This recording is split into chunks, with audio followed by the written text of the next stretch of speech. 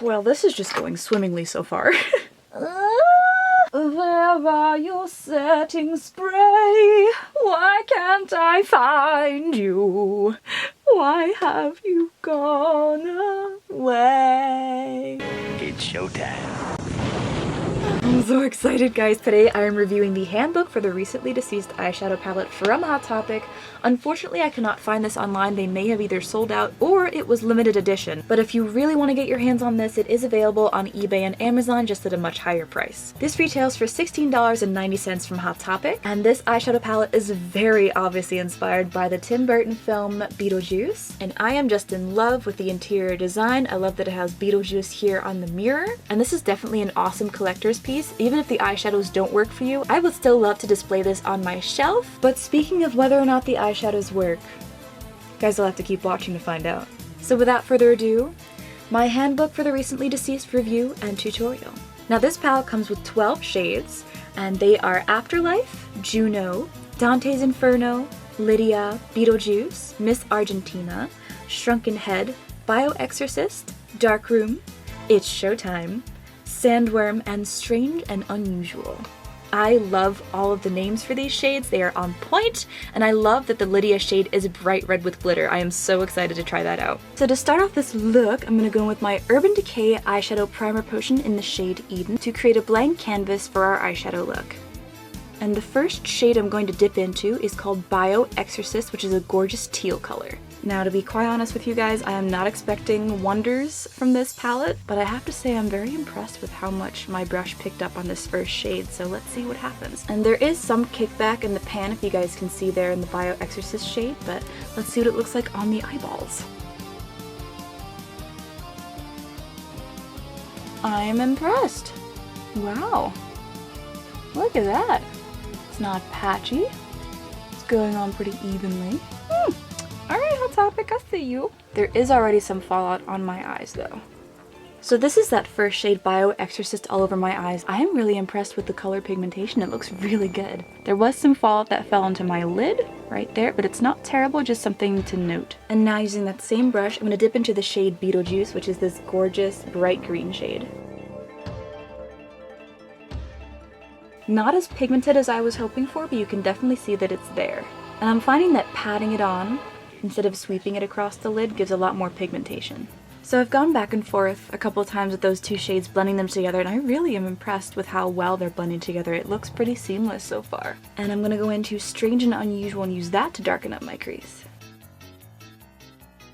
I'm going to zoom in to show you, here is with Strange and Unusual, and here is without, so you can definitely see it added some depth and dimension in there. It's definitely more of a darker gray than a straight black. Now, I love a seamless blend, so I'm going to go in with the clean brush above my eye and just blend out that shade Beetlejuice, which is the light green.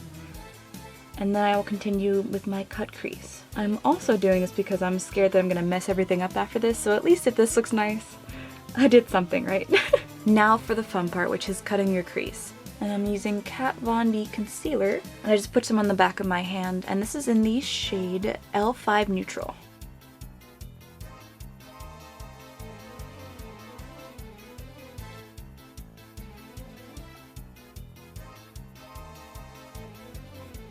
Alright, and this is how the cut crease is looking so far. I'm just kind of going very slowly and using very short strokes with this tiny little brush from Urban Decay, and that way the slower I go, the easier it is to spot mistakes so I can stop them before they happen. But I'm just trying to follow the natural crease of my eye here. And then whenever I close my eye, I want to make sure I can see a little bit of that concealer, so that's how you know you're doing it right. Here are both my creases completely cut. They're not perfectly symmetrical, but that's okay. So now I'm going to go into the shade Dante's Inferno, which is this gorgeous light orange color, and use that on the front inner corner of my eye. Is that how it's called? I don't know. On a small, flat packing brush. Alright, my initial thoughts on this, I'm using it dry, there's no setting spray involved, and I'm not being blown away. It's definitely there, but I have had to build it up a couple of times to get it to this level of opacity. So after building it up a couple of times with some layers, this is what it looks like. Not bad, but not amazing.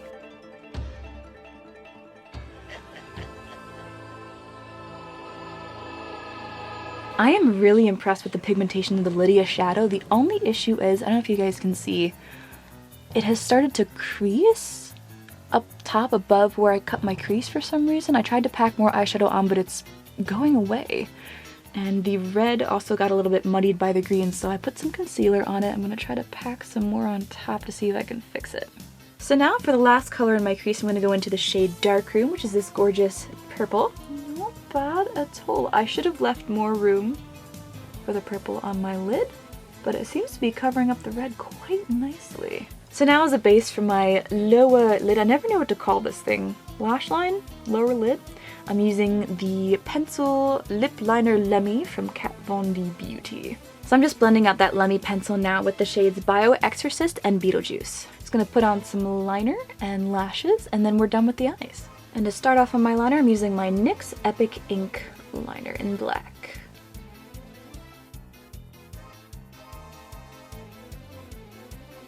And for a finishing touch on the eye look, I'm going to pop the shade Afterlife in the tear duct and on my brow bone. And for lashes today, I'm going to be using the Lash Me Up lashes in the style Harper. And this was in collaboration with Harper Lee Hollywood on Instagram. So for my lip color today, I used the CoverGirl Melting Pout Matte in the shade Gray Matter. I love this color, but this particular formula, not the best. I had to layer it 2 or 3 times to get this opacity, and even so it's kind of patchy and clumpy.